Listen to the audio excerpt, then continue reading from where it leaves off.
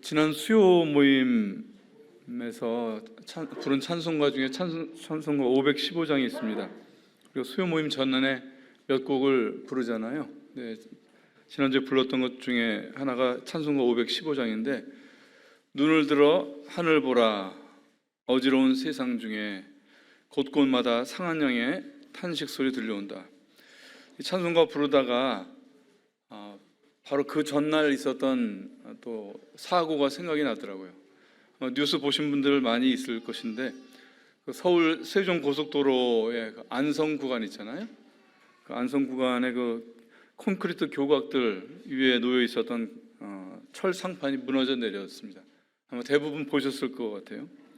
그 일하던 인부들이 여럿 사망하였습니다.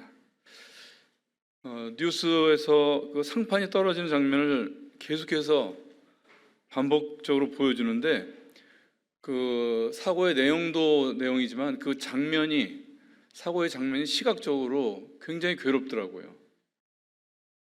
뉴스 중에 보니까 그 콘크리트 교각이, 남아있는 그 교각이 이렇게 클로즈업 돼서 보였는데, 그 카메라가 보여주는 그 교각, 그 콘크리트 구조물이 엄청나게 크더라고요. 우리 학생 때 배웠던 건데, 작용 반작용의 원리라고 하는 거 기억하시는지 모르겠어요. 그러니까 내가 가하는 힘만큼 내가 되돌려받는다고 하는 거거든요. 그러니까 힘이 크면 내가 되돌려받는 그 힘도, 그 반대 힘도 크다고 하는 것입니다. 지난번 무안 공항 그 사고를 한번 기억을 해보세요. 그 엄청난 그 파괴, 그거는 엄청난 힘을 자랑하고 있었기 때문에 그런 엄청난 파괴를 비행기가 되돌려 받은 거거든요. 그 뉴스를 보면서 저한테 떠오르는 게 있었어요. 소 달구지가 떠오르더라고요. 달구지가 가다가 사고가 났으면은 이렇게 보기가 흉했을까? 이렇게 끔찍했을까? 그런 생각이 들었어요. 자연의 섭리를 역행하고 파괴하면서 이루는 이 과학 문명이라고 하는 것에는 과도함과 욕심이 있더라고요. 그리고 세상은 그 대가를 치르고 있는 것입니다. 로마서 말씀에 피조물이 다 이제까지 함께 탄식하며 함께 고통한다고 하였습니다. 이 말 못하는 모든 피조물이 죄로 가득하고 사람의 욕망으로 뒤덮인 이 세상 속에서 탄식하고 있습니다.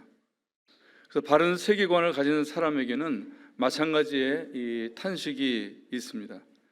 그리고 이 현 세상은 개선될 수 없습니다. 하나님의 나라가 도래하는 것만이 해결책이고 또 우리의 소망입니다. 지난주에 조대희 형제님께서 다녀가셨습니다. 두 가지 감사가 생겼습니다. 하나는 우리가 헌금을 해서 드린 것입니다. 평소에는 우리가 외부 강사가 오면은 그냥 재정에서 그 형편에 맞춰서 이렇게 정해진 액수를 드렸었는데, 이번부터는 우리가 좀 더 마음이 있는 그런 헌금을 드리자, 사례비를 드리자 해가지고 헌금을 했고, 형제님께서 이 교회의 풍성한 연보에 대해서 고맙다는 그런 감사의 뜻을 전해 오셨습니다.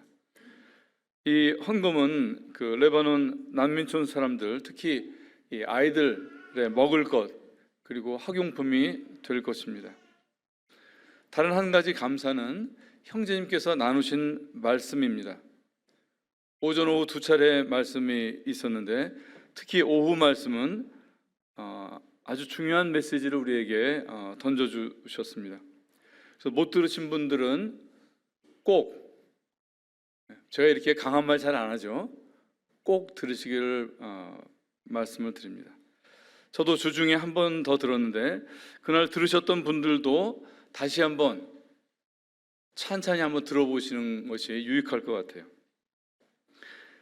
그날 오후 메시지의 제목이 예수 생명의 삶, 예수 생명의 삶. 이 짧은 말이 많은 것을 담고 있습니다. 구원받았다고 하는 것이 무엇인가?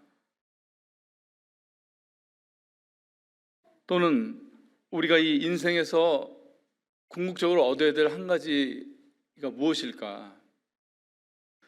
그건 사람이 예수 생명으로 다시 태어나는 것이고 또 예수 생명으로 산다고 하는 것이더라고요. 이것이 우리가 이제 중생이란 말은 잘 요즘 이제 좀 쓰는 빈도가 적은데, 이것이 중생이라는 말이 담고 있는 의미인 것입니다. 이 중생의 교리는 굉장히 단순하고 또 굉장히 아름답습니다. 예수 생명으로 다시 태어나고 예수 생명으로 사는 것, 그리고 영적인 추구가 있는 사람들에게는 매우 설득력 있는 것이에요. 근데 문제는 그렇게 믿기는 알고 그렇게 듣기는 했는데 나의 실생활이 그렇지 못한 경우가 많이 있는 것이에요. 교리가 아무리 훌륭해도 실체가 없으면 신앙은 공허한 것입니다. 내가 믿는다는 것이 초라해지고 복음의 진실성에 대해서도 의구심이 들 수 있습니다. 그날 조 형제님의 메시지가 중요한 것은 이러한 중생의 교리가 실체가 있다고 하는 증언이기 때문에 그렇습니다. 형제님 말씀에서 제가 몇 가지 이렇게 마음에 남는 것들이 있었어요. 첫째는 예수 생명의 삶이라고 하는 것이 영웅적이지 않더라고요. 무슨 신비한 경험을 했다든지 형제님이, 아니면 뭐 드라마틱한 일을 겪고 기적을 겪었다든지 그런 것이 아니더라고요. 조 형제님이 지금 선교지에서 재정적인 이 불안정이나 무슬림 사람들의 그 위협이 없어진 것이 아니에요. 이런 어려움들에 대해서 면역이 된 것도 아니더라고요. 여전히 낙심이 찾아온다고 하셨고 두려움을 느낀다고 하셨어요. 그런데 달라진 것은 무엇이냐? 내게서 나올 수 없었던 그런 선택들을 하면서 살고 있다고 하는 것입니다. 그리고 또 하나 중요한 사실은 기쁨으로 산다고 하는 것입니다. 그리고 사람들에 대해서 우리가 쉽게 갖는 어떤 질투, 시기심, 또 하나 자기 연민에 빠지지 않는 그런 사람을 우리가 그날 그 간증을 통해서 보았던 것입니다. 그리고 나아가서 조 형제님이 그 전에 겪었던 침체와 혼란 그리고 우울의 그 시간들이 소중하다고 그렇게 기억을 하시더라고요. 그날 하박국 3장 말씀을 말씀하셨죠. 비록 무화과나무가 무성치 못하며 포도나무에 열매가 없으며 감람나무에 소출이 없으며 밭에 식물이 없으며 우리의 양이 없으며 요양간에 소가 없을지라도 나는 여호와를 인하여 즐거워하며 나의 구원의 하나님을 인하여 기뻐하리로다. 그래서 예수 생명은 하나님을 즐거워하는 것이다. 그리고 자족하는 사람이 되는 것이다. 우리는 이제 삶이 무화과나무가 무성하고 포도나무에 열매가 있고 우리의 양이 있기를 기대하지만 현실은 그렇지 못합니다. 그럼에도 불구하고 여호와를 즐거워하는 것, 여호와로 인해서 즐거울 수 있는 것, 그것이 바로 믿음이라고 하는 것을 우리에게 말씀하셨습니다. 요한복음 10장에 있는 말씀, 예수님께서 이렇게 말씀하셨어요. 도적이 오는 것은 도적질하고 죽이고 멸망시키려는 것뿐이요 내가 온 것은 양으로 생명을 얻게 하고 더 풍성히 얻게 하려 함이라. 사단이 에덴 동산에서 사람의 생명을 도적질하였습니다. 그 사람에게 남은 것은 멸망밖에 없습니다. 그리스도께서 십자가에서 사람의 생명을 되찾으셨습니다.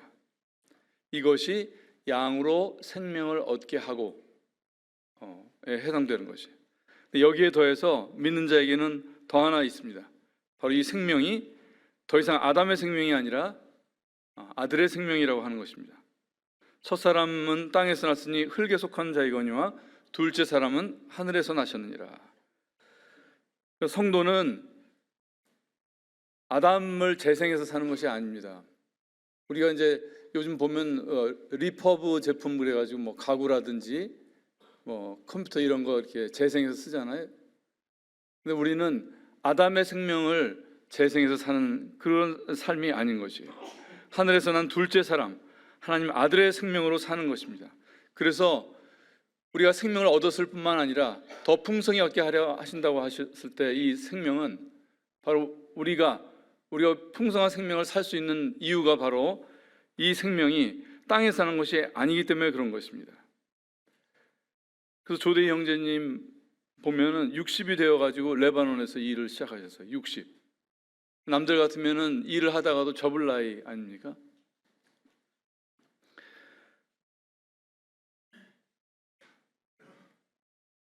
의인은 종려나무같이 번성하며 레바논의 백향목같이 발육하리로다. 여호와의 집에 심겼으며 우리 하나님의 궁정에서 흥왕하리로다. 늙어도 결실하며 진액이 풍족하고 빛이 청청하다고 하셨습니다. 성도는 예수 생명의 삶은 늙어도 결실하고 진액이 풍족한 삶인 것입니다.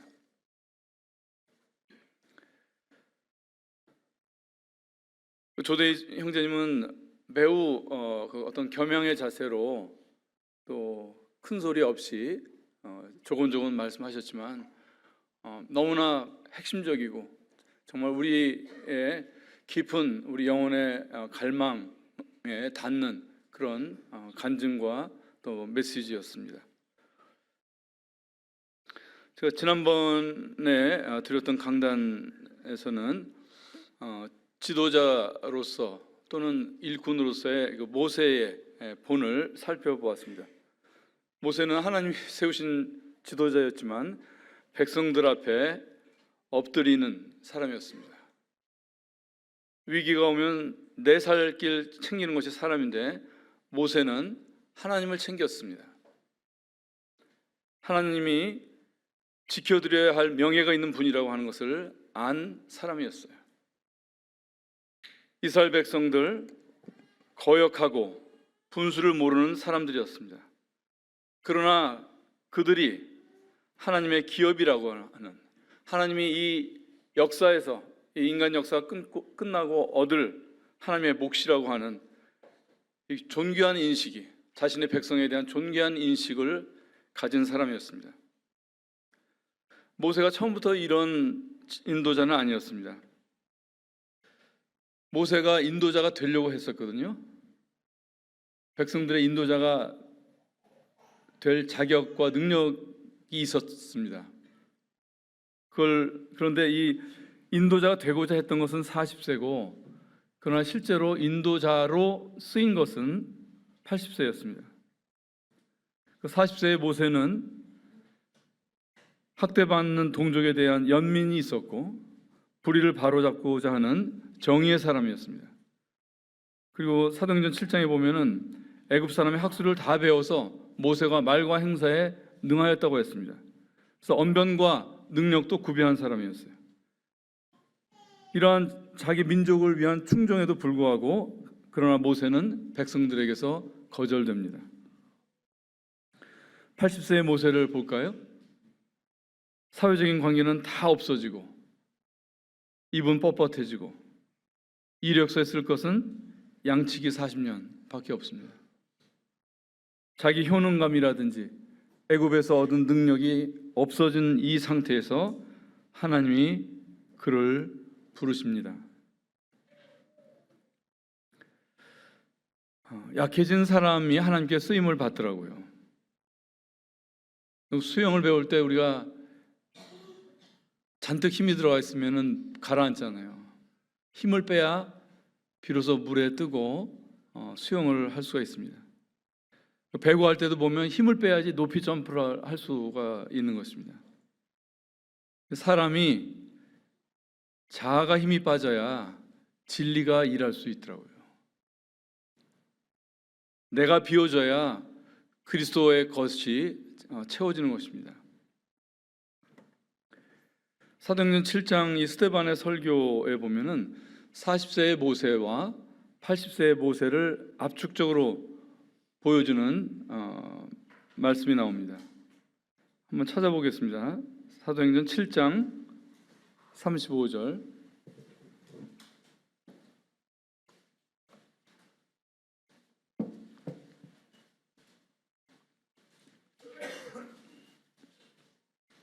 (7장 35절) 다 같이 한번 읽어보겠습니다. 시작.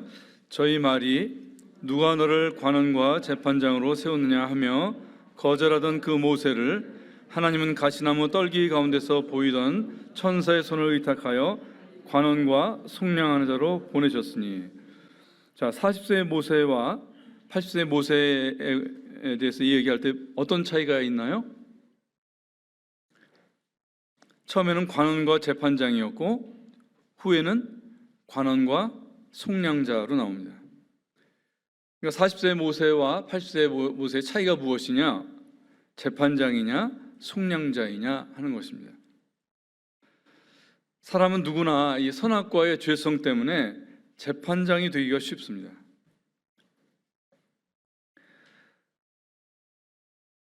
사람이 옳은 것이 많아지면 신이 됩니다. 그리고 자기보다 덜 옳은 사람에게 지배력이 생겨요.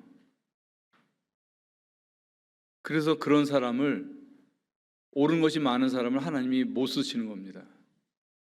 자신이 하나님 대신하고 있기 때문에. 40세 모세가 사람을 죽인 것과 같이 재판장 노릇하면 죽는 사람이 생겨요. 모세가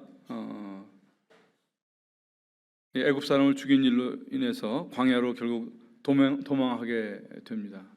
그것은 우리가 이스라엘 전체를 놓고 보면은 지도자가 될 사람이 결국은 이 백성들과 떨어지게 되는 그런 그림이에요. 마찬가지입니다. 그래서 우리가 이 옳고 그름에 매이게 되면은 사람들과 분리가 됩니다. 전도서 7장 말씀에는 지나치게 의인이 되지 말며 지나치게 지혜자도 되지 말라. 어찌하여 스스로 패망케 하겠느냐. 우리가 다 부모가 돼서 아이를 양육해 보지만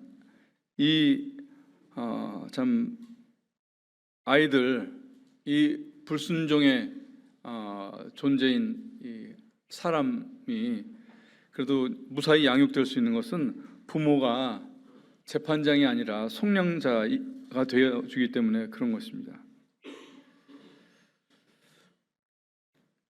이 성경에 시편이 있죠. 시편의 많은 시가 다윗의 것인데 다른 사람들의 것들도 몇 개 있습니다. 시편 뒷부분으로 가면 이제 아삽의 시라는 것도 나오고 고라 자손의 시도 나오고 그리고 모세의 것도 하나 있죠. 시편 90편입니다. 우리가 시편을 통해서 다윗의 내면을 이렇게 알게 되듯이 이 시편 90편을 통해서 이 모세의 내면, 모세가 어떤 사람이었는지, 그가 출애굽기나 민수기를 통해서 그가 보인 그 밖으로 드러난 그 리더십을 보지만 그거 말고 모세의 그 안에는 어떤 것이 있었는지 좀 보게 됩니다. 다 같이 시편 90편을 한번 보겠습니다.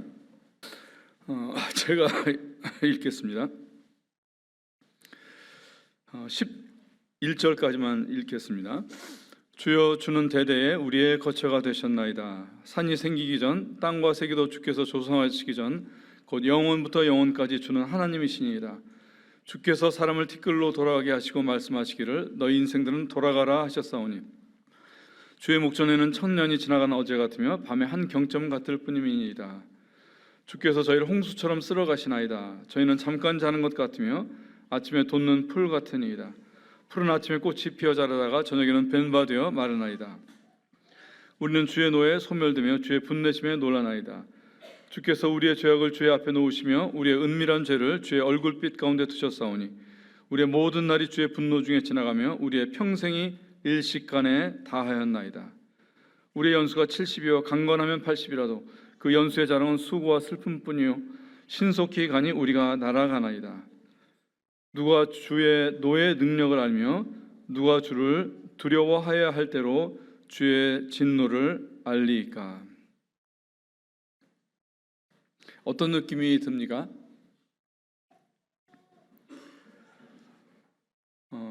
저는 이거 읽으면서 몇 가지 좀 모세의 마음이 정리가 되더라고요. 첫째는 모세의 마음에는 이 인간의 한계에 대한 고백이 담겨 있었다고 하는 것입니다.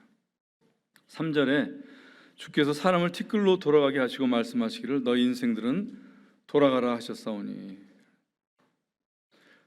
여기서 보면 티끌이라는 말이 나오죠. 하나님의 숨이 빠진 인간 존재는 티끌입니다. 그리고 너희 인생들은 돌아가라 하신 대로 사람은 필연적으로 죽게 되어 있습니다. 창세기 말씀에도 내가 얼굴에 땀을 흘려야 식물을 먹고 필경은 흙으로 돌아가리니 라고 하셨어요. 너는 티끌이니 티끌로 돌아갈 것이니라. 그래서 우리는 인생을 산다 그렇게 말을 하죠. 인생을 산다 그렇게 말하지만 인생은 뒤집어 보면 사람이 티끌인 것이 확인되는 과정이에요. 시간이 좀 걸린다 뿐이지, 70년 80년 걸린다 뿐이지, 그리고 그 시간이 사람마다 약간 시차가 있을 뿐이지 사람이란 존재가 티끌이라고 하는 것이 확인되는 과정, 이것이 인생이라고 할 수 있는 것입니다. 사람이 나이가 든다는 것이 죽음이 점점 다가오는 일이더라고요. 어려서는 얼굴도 모르는 친척의 영안실을 간 일이 있죠.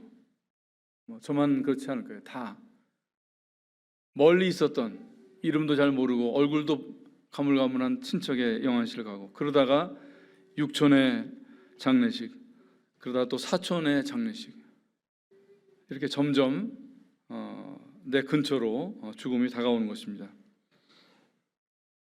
최근에 한 가까운 분의 죽음을 보았습니다.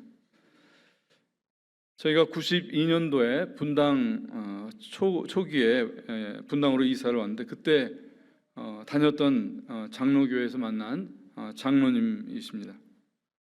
신부전으로 오랜 기간 투석하시다가 2년 전인가 암을 진단을 받으셨습니다.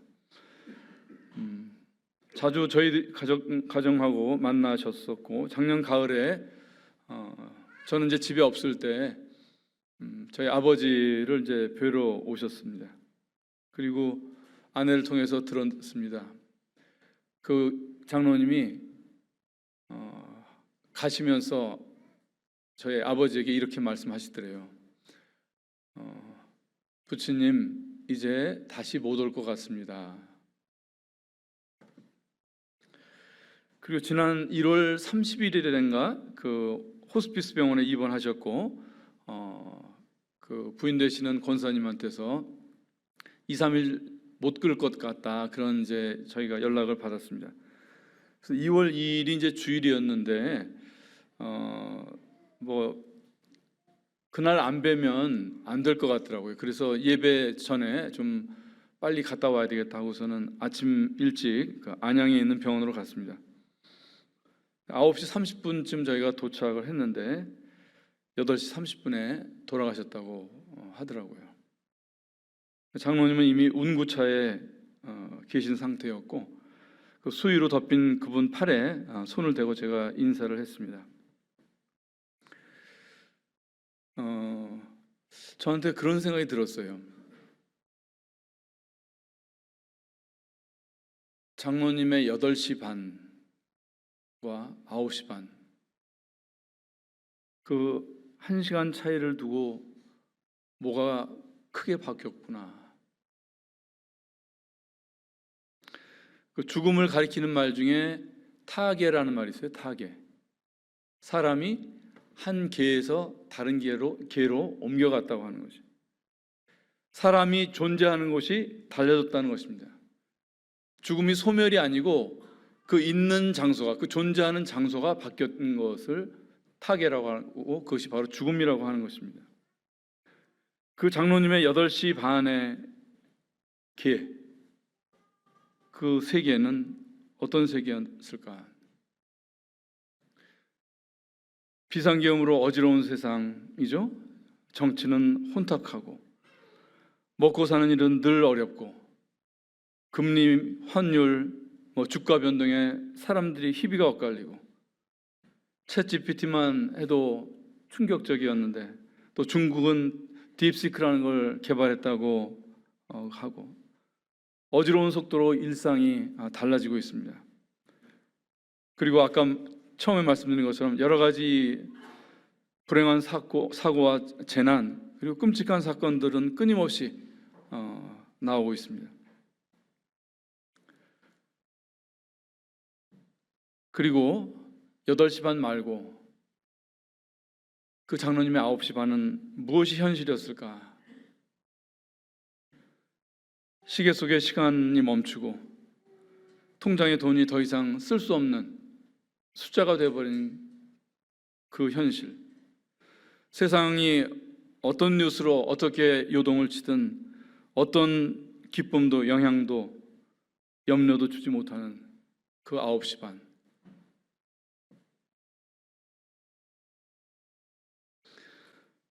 시편 39편에 진실로 각 사람은 그림자같이 다니고 헛된 일에 분유하며 재물을 쌓으나 누가 취하는지 알지 못하나이다. 9시 반에 그 장로님에게 세상은 그림자가 아니었을까?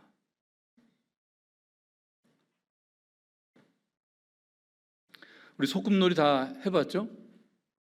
소꿉놀이 때 우리는 얼마나 진지해집니까? 그죠? 나는 나는 아빠하고 너는 엄마해 예?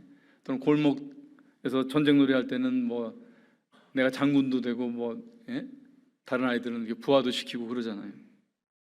그리고 다른 아이들보다 딱지나 구슬 같은 거 많을 때 얼마나 뿌듯했어요. 딱지 구슬 지금 어디 있어요? 골목에서 썼던 장군 모자, 칼 어디 있어요? 다 가상자산이었고 가상지위였더라고요. 우리가 그렇게 쥐고자 하는 돈, 이게 진짜 가상화폐 아닌가? 우리가 그렇게 지키고자 하는 자존심, 가상자아 아닌가? 방백들을 의지하지 말며 도울 힘이 없는 인생도 의지하지 말지니 그 호흡이 끊어지면 흙으로 돌아가서 당일에 그 도모가 소멸하리로다. 당일에 그 생각하던 바가 끝나리로다. 내가 고집하는 생각들, 내가 중요하다고 여기는 것들, 내가 지키고자 하는 자존심 다 죽음 앞에 소멸됩니다. 그래서 죽음이 무엇인가 좀 마음의 정리가 하나 됐어요. 말씀에 비춰보면 죽음은 가상현실이 끝나는 것이더라고요. 오늘 읽은 시편 90편의 5절에 보면 주께서 저희를 홍수처럼 쓸어 가시나이다. 저희는 잠깐 자는 것 같으며 저희는 잠깐 자는 것 같다. 그래서 우리 사자성어에도 있잖아요. 일장춘몽. 인생을 가리켜서 나른한 봄날 잠시 꾼 꿈과 같다. 그것이 인생이라고 하는 것이. 꿈속에서 부자가 되고 성공을 했어도 깨고 나면 허사입니다. 우리는 이 세상을 붙들어야 될 실체로 믿어 의심치 않습니다. 그런데 정말인가? 정말 이게 맞는 생각인가? 혹시 사단이 씌워준 프레임 아닌가? 저희는 잠깐 자는 것 같다고 하셨습니다. 우리는 그림자를 실체로 여기고 실체를 그림자처럼 막연하고 잡히지 않는 것으로 거꾸로 그렇게 보고 있는 것입니다. 그러면서 적어도 이런 생각이 들더라고요. 뭐냐면은 이 잠깐의 잠 같은 이 인생을 우리가 그걸 실체로 붙들려고 하는 한 사람은 죽음에 대한 두려움을 결코 이기지 못한다. 죽음이 이 그림자를 끝내는 것이고 잠을 끝내는 일이라고 하는 것, 이 가상현실, 진짜 같아 보이고 영원할 것 같고 내가 꼭 붙들어야 될 것 같은 이 인생과 이 세상이 결국 잠시 후에는 가상현금 소꿉자 놀이하고 똑같은 그런 가상이었다고 하는 것, 이것을 우리가 진정으로 받아들이기 전에는 죽음을 이길 수 없더라고요. 죽음에 대한 두려움.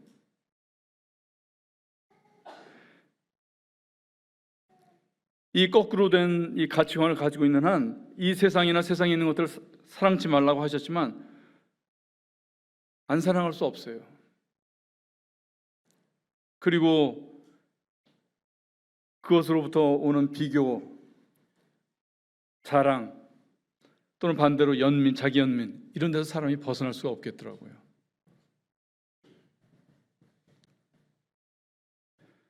우리의 돌아보는 것은 보이는 것이 아니요 보이지 않는 것이니 보이는 것은 잠깐이요 보이지 않는 것은 영원함이니라. 사실 우리가 보는 이 모든 것들, 우리가 중요하게 생각하는 이 모든 것들이 안 보이는 것으로부터 나오지 않았습니까? 그래서 보이는 것은 잠깐이요 보이지 않는 것은 영원함이니라. 근데 우리가 막상 이렇게 말씀을 대해도 우리의 이 가치관은, 우리의 이 생각의 프레임은 거꾸로 되어 있더라고요. 잠이 끝나면 우리가 눈을 뜨죠. 그렇습니다. 보이지 않던 것들이 이제 비로소 보이게 되는, 그것이 우리의 현실이 될 것입니다. 모세의 기도가 우리에게 가르쳐주는 것은 모세는 그림자와 실체를 구분하는 사람이었다고 하는 것입니다.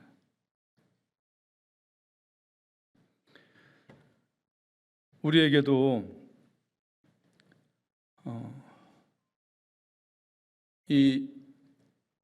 우리가 사는 70년 또는 80년의 이 인생에 대해서, 또는 우리가 추구하는 이 모든 이 땅에 있는 것들에 대해서 생각을 좀 거꾸로 해야 되지 않을까, 그런 생각을 하게 됩니다. 그다음에 이 모세의 기도에서 또 하나注目한 것은 모세는 하나님의 두려우심을 아는 사람이었습니다. 90편 11절을 보십니다. 누가 주의 노의 능력을 알며 누가 주를 두려워하여 할 대로 주의 진노를 알리이까. 이건 사람이 하나님을 두려워할 대로 두려워하지 못하고 있다는 표현이잖아요. 우리 신약 성도들은 은혜의 때를 살고 있습니다. 보라 지금은 은혜 받을 만한 때요, 보라 지금은 구원의 날이로다. 그리고 우리는 십자가의 구원이 전적인 은혜인 것을 믿습니다. 그런데 이 구원에 있어서 이 은혜는 사람의 공로를 배격하는 것이지 하나님의 기준을 절충하는 것이 아닙니다. 말씀이 육신이 되어 우리 가운데 거하신 이 하나님은 은혜와 진리가 충만하다고 하셨어요. 그 은혜의 때라고 해서 우리가 진리가 빠진 그런 하나님을 섬기는 것이 아닙니다. 은혜와 진리의 문제는 순서의 문제일 뿐이에요. 이 순서가 바뀌어가지고 진리의 하나님이 먼저 오시면 사람이 살 수가 없는 것이에요. 식물이 햇빛과 비가 다 필요하듯이 사람의 영혼은 은혜와 진리 둘 다 필요합니다. 비를 머금은 땅이 햇빛을 받을 때 식물이 힘차게 자라납니다. 근데 햇빛만 있으면 어떻게 돼요? 햇빛만 있으면 말라 죽어요. 그리고 햇빛만 있는 땅은 광야가 되잖아요. 이 자식에게 이 부모라는 존재는 바로 똑같은 것을 보여줘요. 부모는 자유로움이자 또한 엄위함이에요. 부모가 자유로움만 있거나 자유로움만 있어도 아이가 문제가 생기고 어미함만 있어도 아이가 건강하게 자라지 못합니다. 그래서 믿음은 무엇이냐? 은혜의 하나님을 누리는 것이자 또 두려운 하나님을 경외하는 것입니다. 우리는 주님의 두려우심이라를 생각할 때 이건 구약적인 하나님이고, 그리고 하나님에 대한 경외라든지 이런 것은 율법적인 것으로 이렇게 여기기가 쉽습니다.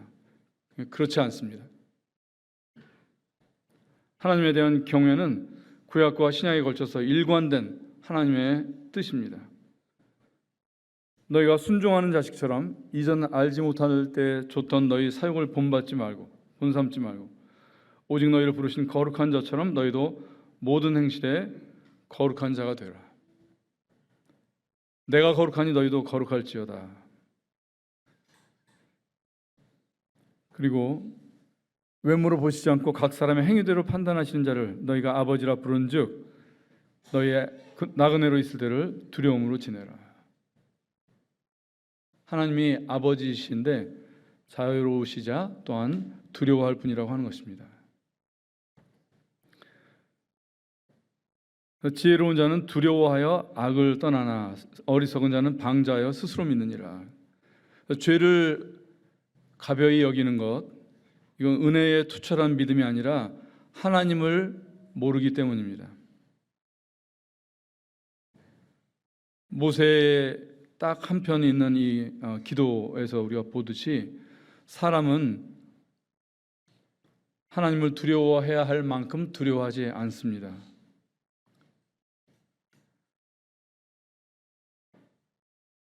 하나님을 다 모르기 때문이고, 우리가 미약한 빛 아래서 보이던 것보다 정오의 빛 아래서 더 잘 보게 되듯이 이 진리의 빛이 강할수록 죄에 대해서 더 잘 알게 되고 은혜도 더 잘 알게 되는 것입니다. 은혜의 양은 고정된 것이 아닙니다.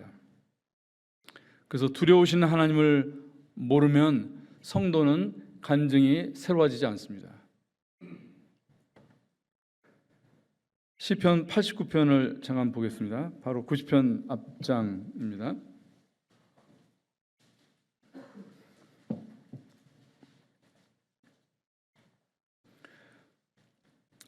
여기 7절을 다 같이 한번 읽어보겠습니다. 7절 시작.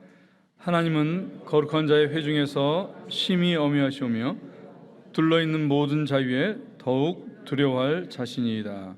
다시 한번 읽겠습니다.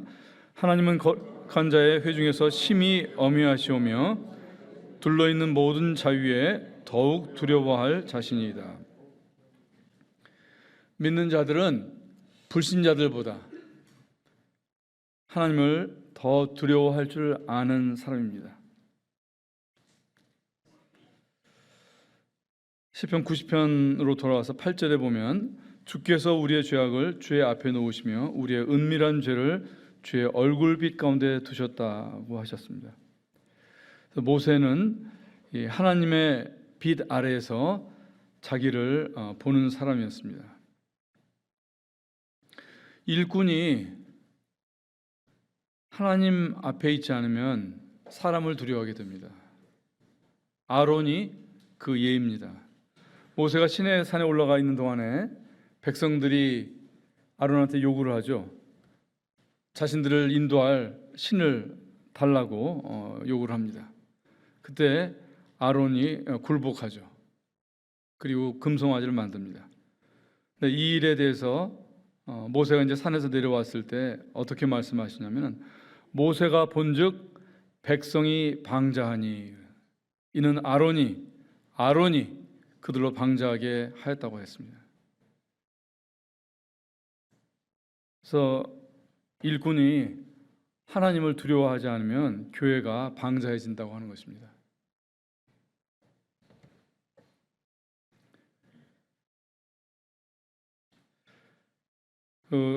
시편 90편을 읽고 나면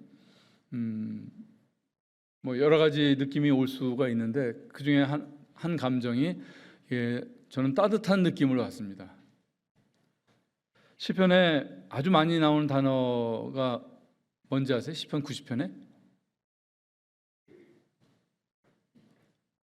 우리입니다. 우리. 그죠? 우리가 세 보니까 16번인가 그렇게 나와요. 모세의 기도의 처음도 우리, 끝도 우리입니다. 그래서 이것이 바로 시편 90편을 읽고 났을 때 우리한테 따뜻한 느낌이 남는 그 이유더라고요. 시편 90편의 부제는 모세의 기도라고 되어 있지만 모세는 홀로 기도하는 것이 아니라 우리로서 기도하고 있더라고요. 모세의 기도는 백성과 하나 된 사람의 기도였습니다. 시내산 위에서 모세가 어떻게 이 백성과 그 연합된 그 마음이 얼마나 분명했는지, 그 많은 위기 가운데서 어떻게 그 연합을 백성들과 그 연합을 지킬 수 있었는지 알 수 있는 것이 대목이 또 나오는데, 시내산 위에 있을 때 시내산 아래에서는 이제 금송아지 사건이 생기잖아요. 그때 이제 하나님께서 그 백성들을 에게 진노하시고 내가 그들을 진멸하시겠다고 하면서 뭐라고 하시느냐면은 그런즉 나대로 하게 하라. 내가 그들에게 진노하여 그들을 멸하고 너로 큰 나라가 되게 하리라. 이 모세의 귀가 번쩍 뜨일 만한 그런 말씀이거든요. 너로 큰 나라가 되게 하리라. 그러니까 아브라함으로 시작한 이 백성을 없었던 것으로 하고 모세 자신으로 시작되는 나라를 만드시겠다고 하는 말씀이에요. 저 같으면 막 가슴이 쿵쾅거리고 이게 웬 기회냐, 이게 웬 은혜냐, 못 이기는 척하면서 따랐을 것 같아요. 근데 모세가 어떻게 대답을 하느냐면요, 주의 종 아브라함과 이삭과 이스라엘을 기억하소서. 주께서 주를 가리켜 그들에게 맹세하여 이르시기를 주님 이렇게 말씀하시지 않았습니까? 내가 너희 자손을 하늘의 별처럼 많게 하고 나의 허락한 이 온 땅을 너희의 자손에게 주어 기업이 되게 하리라. 그렇게 말씀하셨습니다. 이렇게 시내산에서 진노하시는 하나님 앞에서 말을 한 거예요. 이 백성이 아브라함과 이삭과 야곱에게 하신 약속의 자손이라고 하는 것을 하나님께 말씀하고 있고, 패역한 백성이지만 그들을 이 마음 안에 담고 있는 것이 모세였던 것입니다. 이 우리라고 하는 것, 전에도 말씀드렸지만 우리는 사실 하나님의 이름입니다. 하나님의 이름. 하나님이 가라사대 우리의 형상을 따라 우리의 모양대로 우리가 사람을 만들자 하신 이 하나님의 이름인 것이에요. 삼위일체 하나님의 이름인 것입니다. 그래서 우리는 바로 이 연합의 하나님의 이름이고 사랑의 이름이고 또 생명의 이름인 것입니다. 제가 지난번 강단에서 모세의 리더십과 관련해서 한 특별한 단어를 말씀을 드렸습니다. God word. God word. 하나님을 향하라. 하나님을 향하라. 하나님 앞에 있으라. 호통을 쳐도 모자랄 사람들 앞에 겸손하고 온유하였던 것은 모세가 타고난 인격이 훌륭해서가 아닙니다. God word. 하나님을 향해 있기 때문에, 하나님 앞에 있었기 때문에 가능했던 것입니다.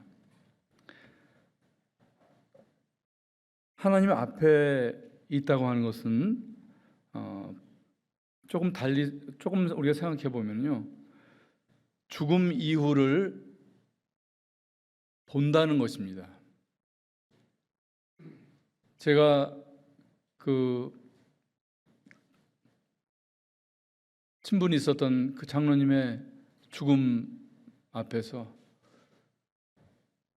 그 죽음 이후의 세상이 현실이 된 그 한 분의 죽음 그 한 분을 생각을 했듯이 우리가 하나님의 앞에 있다고 하는 것은 죽음 이후를 사람이 대면하게 된다고 하는 것입니다.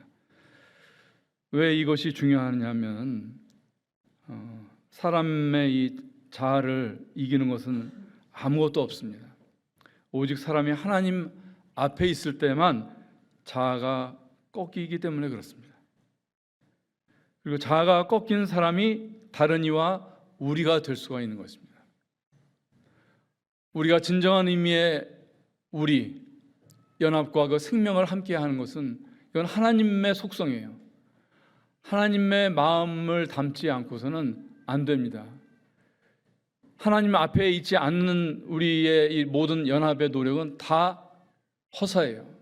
그건 인간적인 것이고 인간적인 단합과 일시적인 연결일 뿐이에요.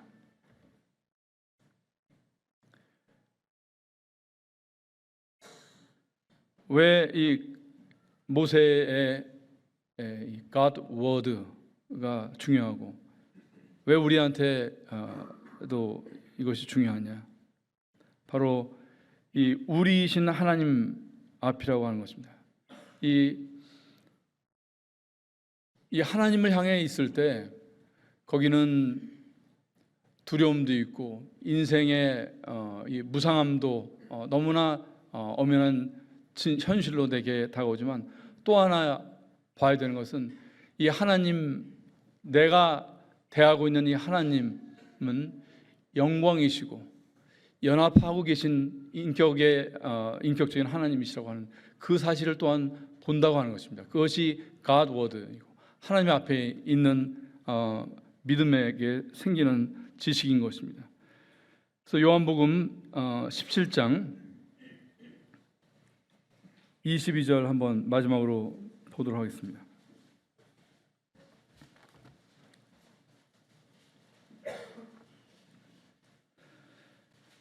다 같이 한번 읽어보겠습니다. 17장 22절 시작. 내게 주신 영광을 내가 저희에게 주었사오니 이는 우리가 하나가 된 것 같이 저희도 하나가 되게 하려 함이니이다. 우리가 하나님을 향한 믿음, 하나님 앞에 있을 때, 그리고 그 하나님이 자신을 자꾸 드러내실 때 거기서 우리가 발견하는 것은 우리라고 하시는 하나님, 사랑과 생명과 그 영생의 이름이신 그 우리를 보게 되고, 그렇기 때문에 그 우리의 이름으로 하는 기도가 생기고, 그 우리의 이름 속에 내게 주신 백성들, 내게 주신 이 교회 지체들을 품는 기도가 나오는 것입니다.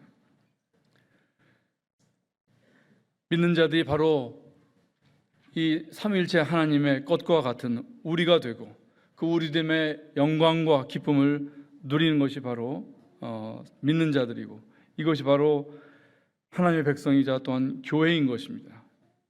이것이 요한복음 17장 예수님의 유언적인 기도의 내용인 것입니다.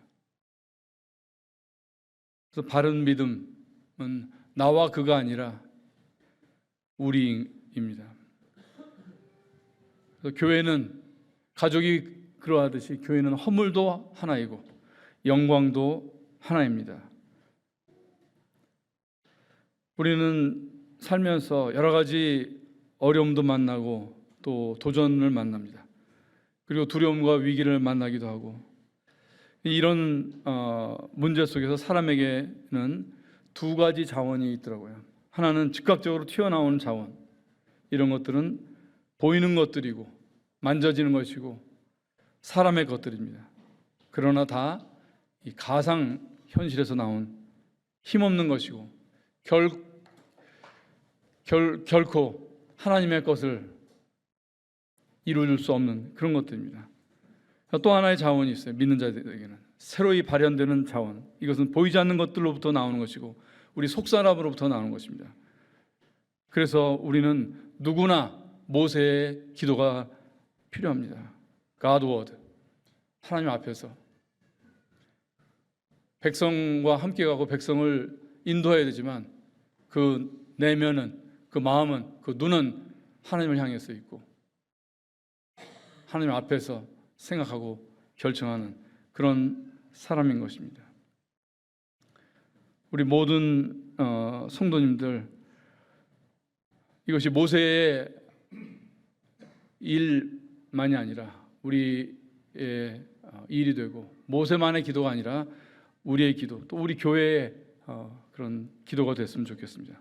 그리고 모세가 하나님께 쓰임을 받았던 것처럼 우리도 God Word, 하나님을 향한 그런 사람들이 되기를 바랍니다.